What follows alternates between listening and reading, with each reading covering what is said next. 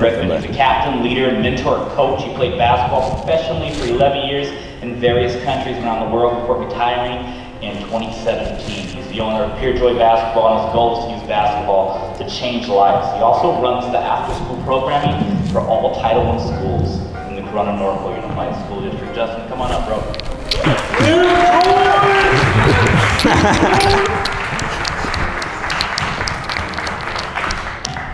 Seat, man. Get the seat. Appreciate it. Okay. My world, if you can ball, you can ball. You know what I'm saying? If it don't care if you're white, black, Mexican, Chinese, it don't matter. My mom is Mexican and my dad is black. So growing up in my household, people thought my mom was my babysitter and my older sister was my mom. I've always been the black person in the room. I went to Catholic school growing up all the way from kindergarten to 8th grade. Me and my siblings were the only black people there usually. But if I focused on that, I couldn't be me. I was just always me no matter what. And my first year was in Germany, in Nuremberg, Germany. And just getting off the plane, I was in shock. Like I couldn't imagine landing somewhere being 22 years old and not being able to speak to anybody. Like I'm like pointing at pictures on what I wanted. I would go to grocery stores and guess from pictures on what I could eat. You know what I'm saying? And then going to different parts of that country where we would play, like you'd hear the N-word, like we'd get off the bus and like, it was just in shock. Like, I'm not home no more. Right. You know, but I adjust. You gotta be willing to adjust at all ages. So, and just really control what you can control. And I can't control the skin tone of my skin. I can't control how people act towards me, right. But I can control my emotions and I can control on how I react to it. So that's how I just move through life no matter what. Basketball was everything for me. It was a way for me to express myself, and using the court and putting that time and effort in, it allowed me to be me. And just knowing that myself was enough. You know what I'm saying? So sometimes what I do nowadays is I just look at kids and I see them and I kind of want to let them know that they're enough. And I use that with the game of basketball. That's my art. That Kobe Bean Bryant. The Mamba mentality was something that I've seen since 1997, since he came in the league.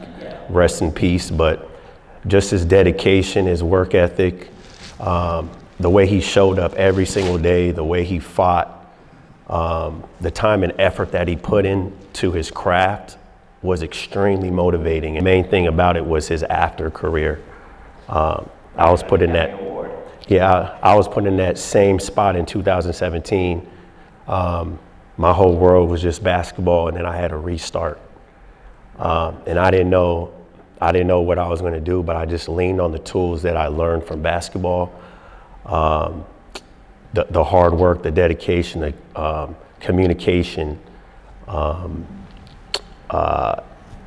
dealing with pressure, dealing with anxiety before big games. Like that just set me up for this next phase of life. Right. And now I see that in every kid that I see every single day. I see myself in them.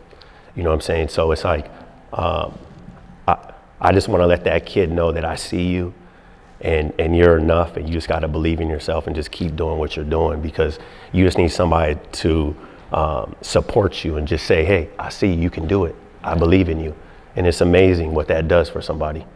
What I do every day is I have to prove myself every single day. Depending on what type of player is in front of me, I may be working with pros, I may be working with college players, like total beginners, you know what I'm saying? Right. But like the details of everything that I've been through have a connection with there's 7 billion people on this earth, 8 billion people, right? So you're not any different than anybody else. Everybody understands emotions, feelings, and once you connect with someone, they start listening.